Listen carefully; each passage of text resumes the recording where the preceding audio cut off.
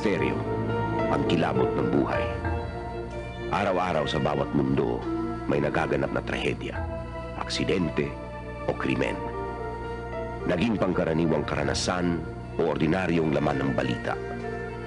Mga trahedyang bunga ng kawalan ng pag-iingat o pagkasira ng bait, matinding galit o pagnanasa sa kayamanan. Kaya, ito na ba ang buong istorya? Ano kung merong ibang dahilan? Ano kung merong ibang mundong nakatago sa atin? Isang mundo na puno ng mga hayop na hanggang ngayon wala pang pangalan sa libro ng mga siyentipiko. Mga hayop na nakaabang sa mga inosenteng nilalang na walang kamalay-malay sa kanilang malagim na tadhana hanggang sila ay makaranas ng kagat ng dilim.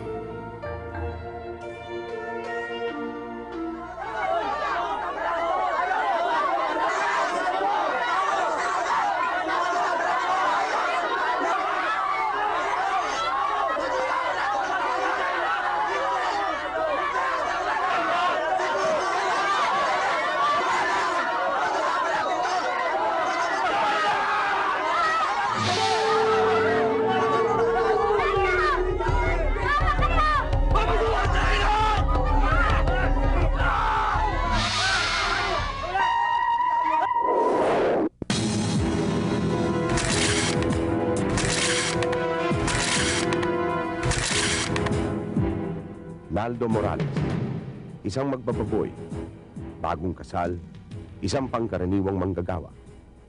Hanggang isang araw, kumuha siya ng itak at walang awang pinatay ang kanyang ama, ina at kapatid. Una ho naming nalaman na may masamang nangyayari nung makarinig kami ng kakaibang sigawan mula sa bahay ni Paring Naldo. Siyempre ho, lumabas kami ng bahay. Nakita ho namin si Naldo. Kinakaladkad si Rona. Si Rona ho yung asawa ni Naldo. Yun, may tinutok na itak sa liig ni Rona eh. Sumisigaw. Hindi ko nga ho maintindihan eh.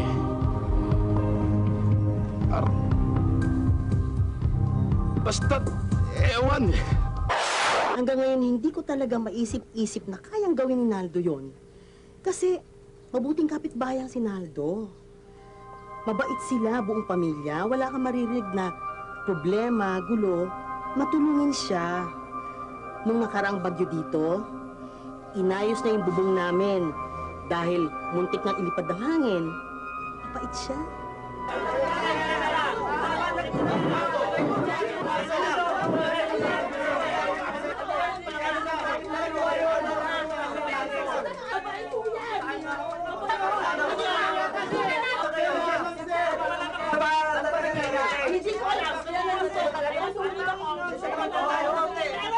Lahat ng kapitbahay ay nagkaisa. Isang mabuting tao si Naldo. Ano ang nangyari? Paano nga ba nagiging mamamatay tao ang isang mapaniwala?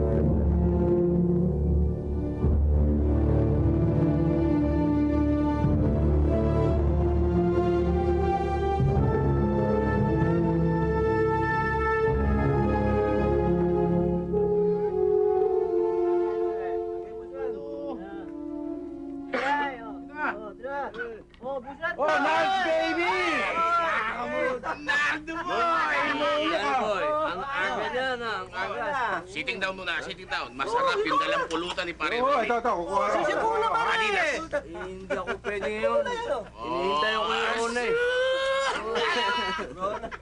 Iba na talaga, iba na. Balik ka yung tuhod mo, ha? Saan na? Nakulo pa. Kaya numinipis yung tenga eh. Patingin nga. Ito, breko. Pangako, bukas. Magpapatay ng baboy ang tatay. Sagot ko pulutan. Huwag muna kayo. Oh, hindi. Wala. Ito, tingnan mo. Kung walang uupo, walang pansinan, magpakailan ka. Huwag ka nang pumirit pa. Dapat nga, tuluaran niyo yung Sinaldo. Yan ang mabuting asawa. Pakuhin mo na yan. Uy, talaga naman ito. Nagbibiro lang ako, pinatula naman. Naldo, sige na. Salamat po, Ayos. Aling Melda. Ayos pa ito, ayos pa. Malakas pa! Malakas pa yan! Bukas, oh. Bukas. Pangako yan. Ha? Vitamin ha? Huwag kalimutan. Ito pa, oh, pulutan, oh. May labang ka pa. Okay. Okay. Okay. Thank you ha. May pulutan pa. Thank you. Tira. Bukas mo tama yun. Pero alam mo pare, kung ganyan din ang itsura ng asawa ko, uuwi din ako kagad. Anong ibig mong sabihin? Pangit ako? Nung dalaga ka, maganda ka. Eh, asawa mo ako ka. Meron din naman mga ibang sakit na magugulat ka kung ba't mabait na tao bigla na nakasakit, no? Actually, lumalabas sa ibang pag-aaral na yun ay parang form of epilepsy. Isang side ng brain lang, yung temporal lobe lang, ang nagiging nagkaka-epilepsy or seizure. At ang kanyang manifestation ay behavioral. Usually, ang tinatawag na rage behavior. Yung rage yung parang sukdulan ng galit, no, na nakakapatay o nakakasakit ng ibang tao. Hindi ako baliw. Hindi ako baliw. Hindi ako nasisiraan ng ulo. Hindi ako nasisiraan ng ulo.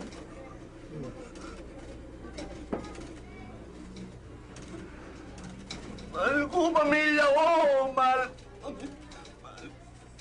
Mahal na mahal ko pamilya ko. Hindi sila yung pinatay ko.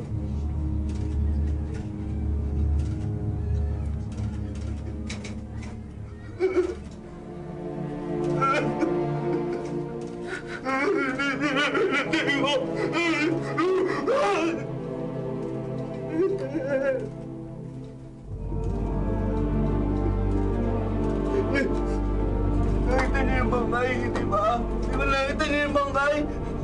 Nakita niyo si Ronnie, nakita niyo yung nanay ko, yung tatay ko, hindi sila yun! Hindi sila yun! Ayoko yan! Mga hayop yan! Mga hayop!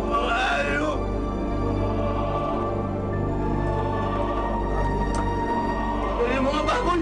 Yung mga baboy! Patayin niyo yung baboy!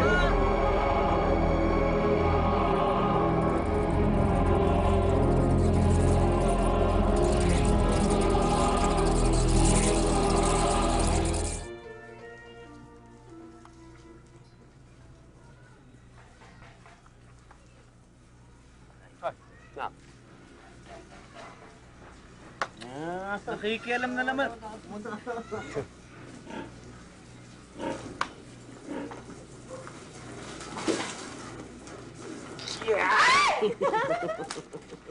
ka ba naman? Ano ba nakakaya naman sa nanay? May kita tayo dyan.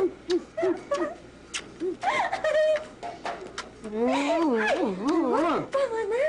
Ano na naman ba sasabihin ng nanay yan? Diyos ko, kaya sasabihin yan. Ay, naglalambutsingan na naman kayo dyan. Nakakaya. Eh, bakit naman? Ikaw naman, oh. Ang nanay naman, ano na lang yan, konserbatiba lang Ay, yan. konservatibo, baka hindi lang pinanibigyan ng tatay, kaya gano'n. Sige, sige, sige. Uy, uy, uy! Ay! Aba, naglalambutsingan kayo sa harap ng bahay?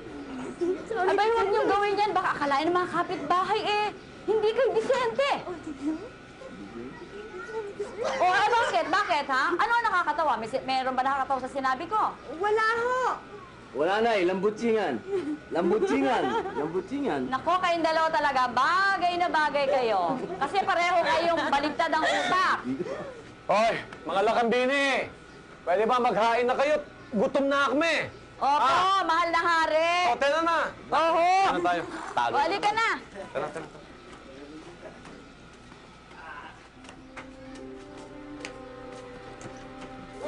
Si Selmo, dumating yan dito mga 1987. Binata pa niya si Naldo. Como pogi, ayan, maraming babaeng nagkakagusto. Buwan-buwan, iba-iba ang girlfriend. Pero nung dumating si Rona sa buhay niya, yun na yun, lalong naging matinong tao. Oh, ito ang ulam, oh. Ayan, masarap yan. Ako ako nagluto. Ano, alam ko, Disantes yan, di ba? Baboy na nga yung inaalagaan natin. Baboy pa rin yung kakainin natin, no? Uy, teka, Nay, Tay, Ron. Natunod ako May sa gulay. surpresa si Naldo sa inyo. Anong sorpresa? Ano po, nakaipon na po ako ng pera para makabili tayo ng TV. Yung surplus lang, yung second hand. Oh, kuya. Di ba sabi mo, pag nakabili ka na, magpapakabit tayo ng cable? Tama na yan. Hindi nyo ba alam, ha? Ang cable, maraming malalaswang palabas dyan. Ano ka mo? Maraming malalaswang palabas sa cable. Tingnan mo. Ano, talaga kahit kailan.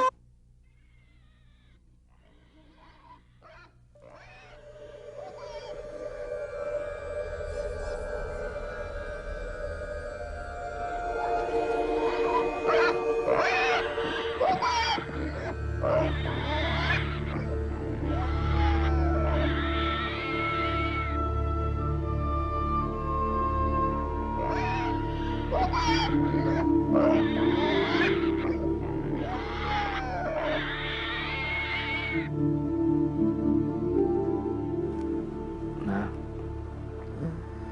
sandali lang ha. Maingay yung mga baboy.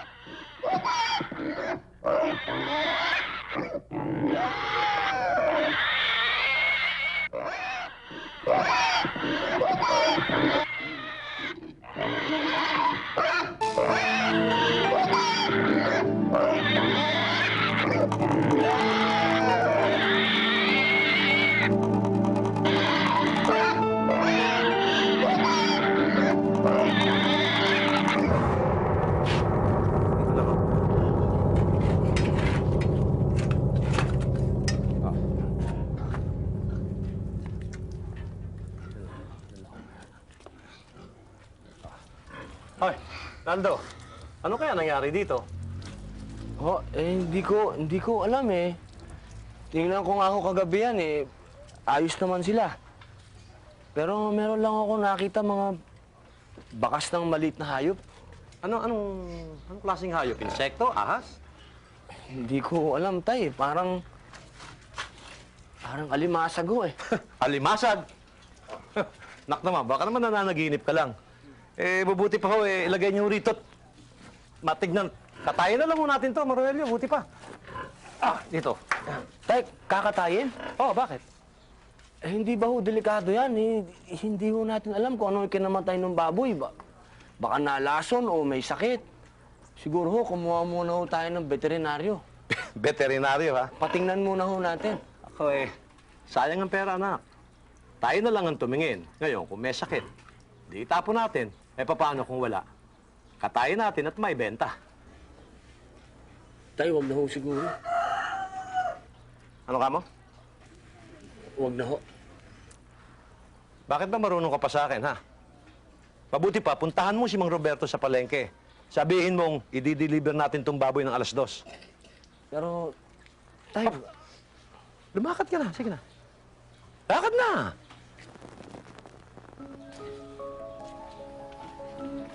Bilisan mo! Gusto ko na sana. Tapon yung baboy. Delikado eh. Baka malason yung mga bibili. Kaso, pinigilan ako ng tatay ko.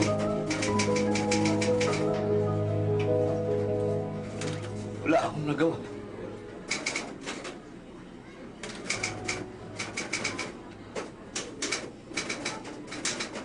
Lagi naman ganun eh.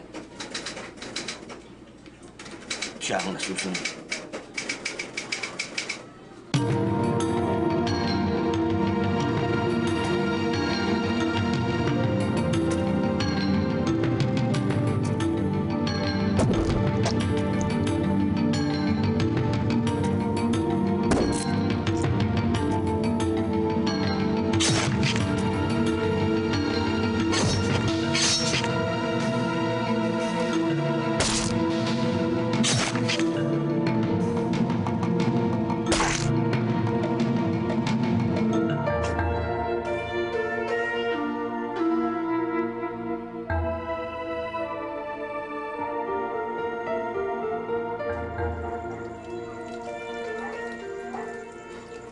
Rona, Po, wala pa ba?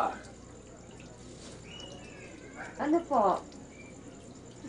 Wala pa bang laman yung sinapupunan mo?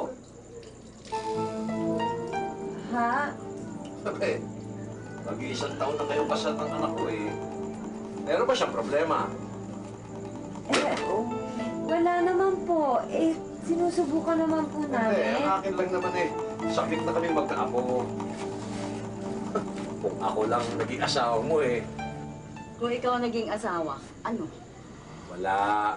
Kakoy, sabik na tayong magkaapo.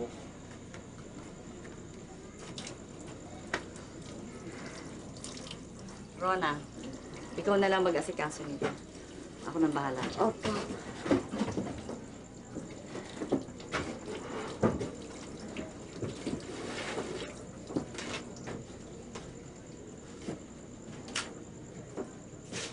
Ano yung sinasabi mo kanina? Ah, may lilinisin pa nga pala ako.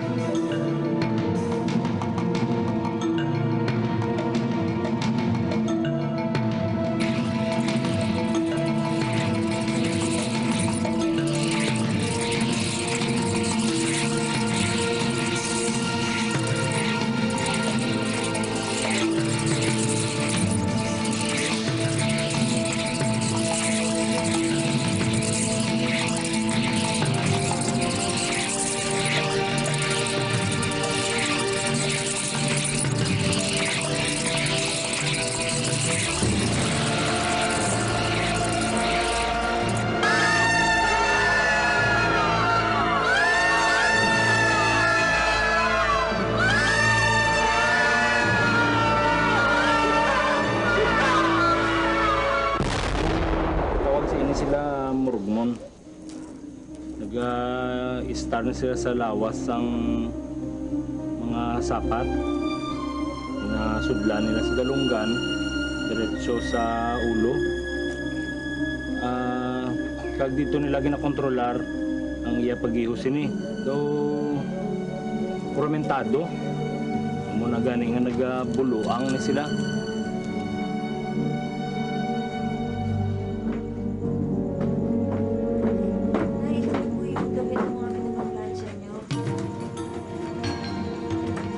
Ang makinig ko man. May tinukso ka bang lalaki pa uwi? Ha?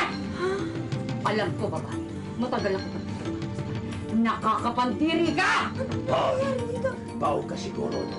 Kung ako pinili mo, may alak ka na ngayon! Hoy! Nakita mo na! Tinawagaw mo sa akin ang kasama. Magbabayad ka! Hindi po, wala po Sandali, akong sandali. ginagawa. Naldo! Bakit to? Ano nangyari doon ay? Huwag ka makialam! At isa! Huwag mong patulan ang asawa mo. Sinungalingan! Teka muna, ano nangyari doon, Rona? Nakita mo na? Ano? Ha? Talagang ahas ka! Taksil ka! Tumahimik ka! Sasamahin ka sa akin, tatamaan ka! Subukan mo! Magkakamatay tayo! Tay! Ano ba?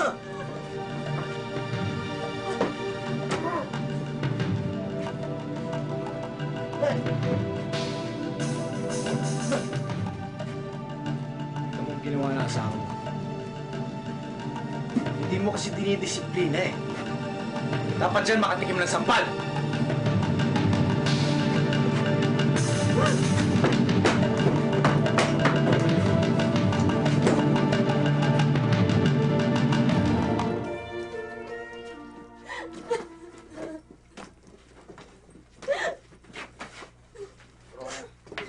Ano ba nangyayari dito? Ano ba yung ginagawa mo? Hindi na ako makakatagal dito sa bahay na ito!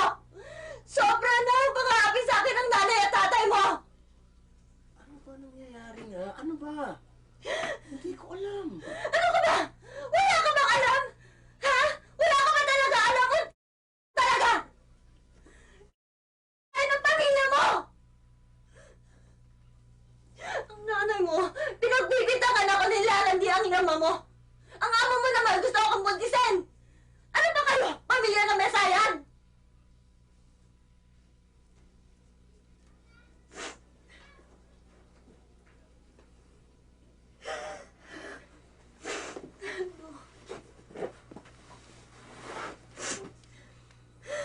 Kung hindi ka sasama sa akin lumaya sa pamamahan na ito,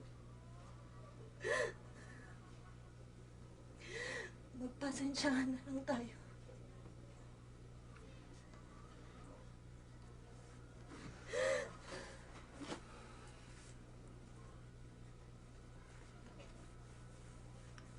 Tama na.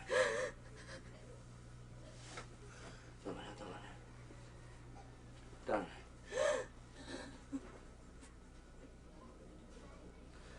Pag-usapan natin to. Ha? Kung gusto mong umalis, alis tayo. Pero sana, ayusin muna natin to. Parang nakikiusap ako. Balato mo na sa akin to. Huling-huli na lang. Ha? Huling-huli na lang. Ayusin lang natin. Ha? Ayusin lang natin to. Kung gusto mo lumayaw, lalayo tayo. Malayong malayo.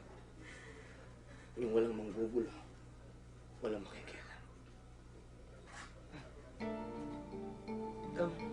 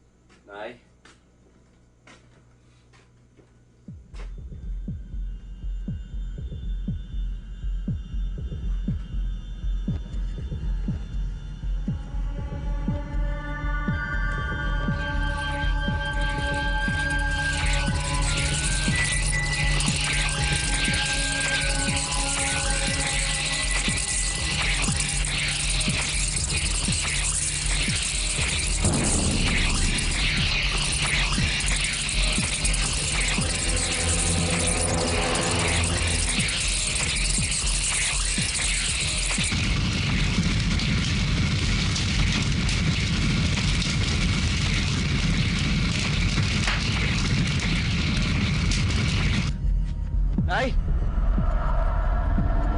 Ay! Ay! Ay!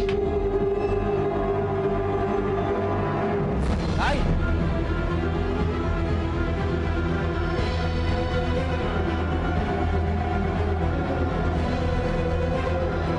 Ay!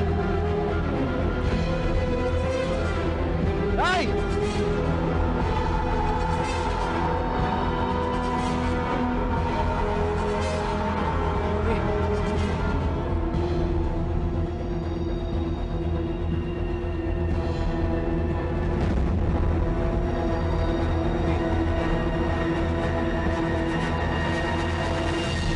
Ronnie!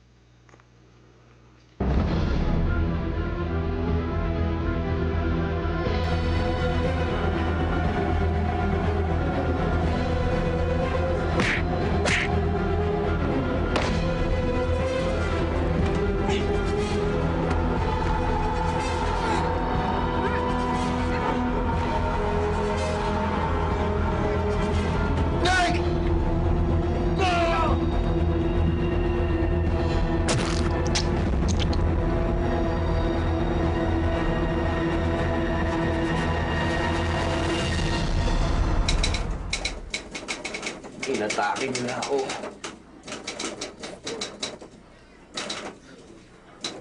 Doon ko nalaman ng totohanan na hindi sila ang pamilya ko.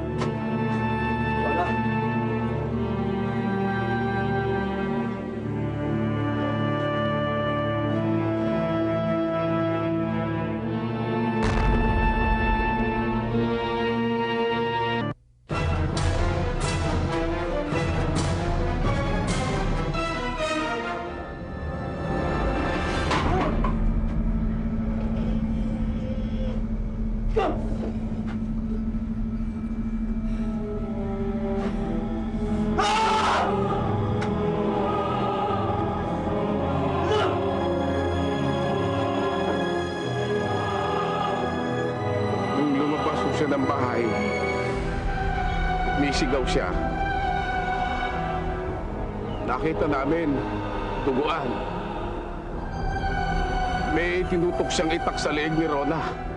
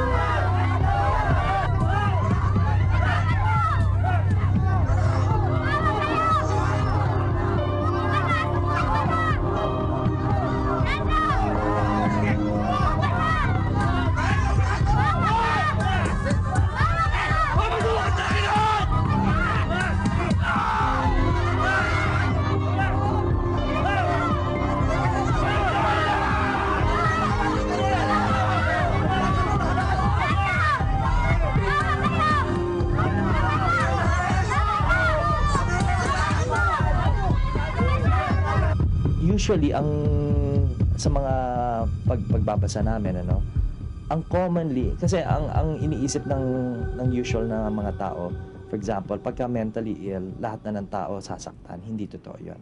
Sa mga studies, ang usual pa lang nasasaktan ay yung kasama sa bahay, yung kakilala niya, hindi strangers, no? Mainly because nandun yung access niya, nandun sa pamilya, nandun sa yun tuloy ang napapagbuntungan ng kanyang violence. Meron kaming naging kaso na at first ang nagpakita sa isang pare, no? Gawa ng dinala ng mother niya doon, gawa ng nakikita raw niya alien, no? Ang abiso sa kanya ng pare, bagamat buti naman at psychologist rin yung pare, ay ipagamot na sa doktor, sa isang psychiatrist. Ang kalungkutan noon, dinicide ng mother na kinabukasan na lang. Nung gabing yon, nakakita ng alien yung pasyente. Pinatay niyang alien. Ngayon, hindi niya nalaman, yung alien na yon ay ang kanyang ina.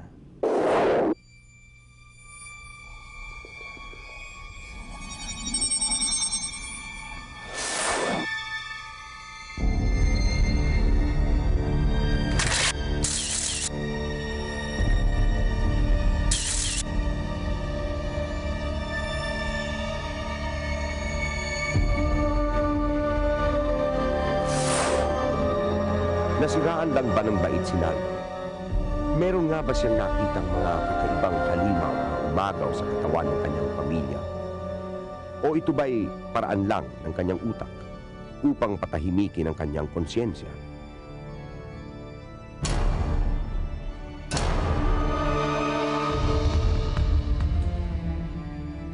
Sino ang nagsasabi ng totoo at sino pa ang dapat paniwalaan?